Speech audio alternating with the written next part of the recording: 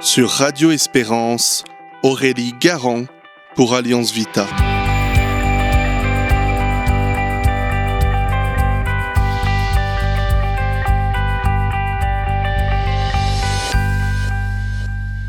Chers auditeurs, notre système de santé traverse une crise sans précédent.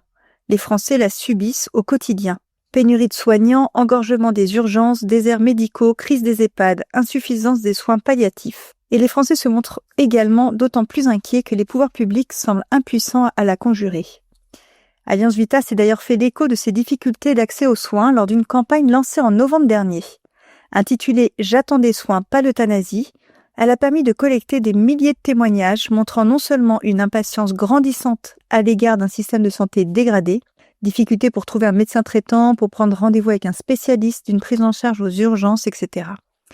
Mais aussi une inquiétude, voire l'angoisse, à l'idée que soit légalisé dans un pareil contexte l'euthanasie et le suicide assisté.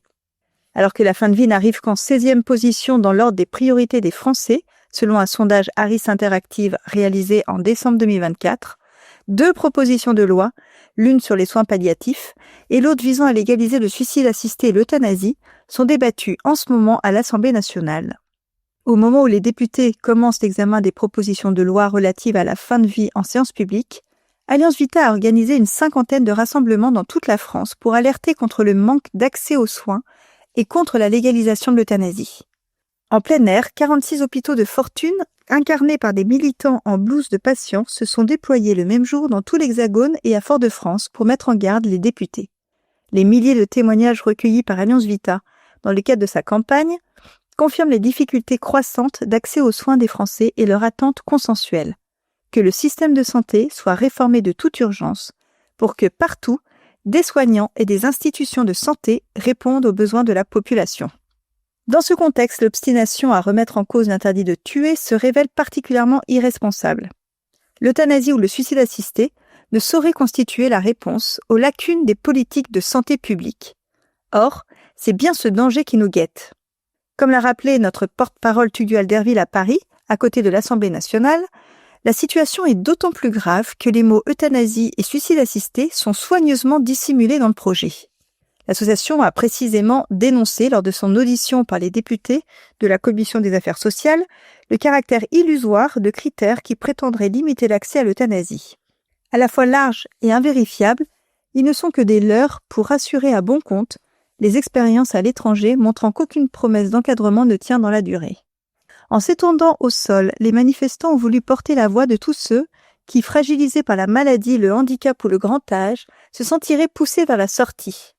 Quand une loi laisse entendre qu'il y a des vies indignes d'être vécues et des patients indignes d'être soignés, s'impose alors une société de l'exclusion par survalorisation de l'utilité et de la performance. Les manifestants ont donc appelé les députés à prendre conscience du danger de ce texte pour la cohésion sociale et l'inclusion des plus vulnérables. Ils tenaient les pancartes « On veut des soins, pas l'euthanasie ». Tugdual-Derville les a explicités.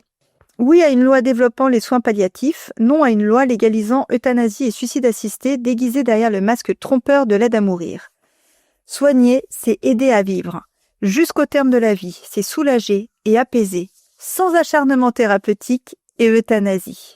Aussi, à tous ceux qui jugent irresponsable et indécent de légaliser la mort sur ordonnance, Alliance Vita propose d'agir concrètement en écrivant à votre député pour l'alerter sur le risque que la prétendue aide à mourir s'impose, faute de soutien et de soins adaptés, et demander que la priorité aille au contraire à la réparation du système de santé.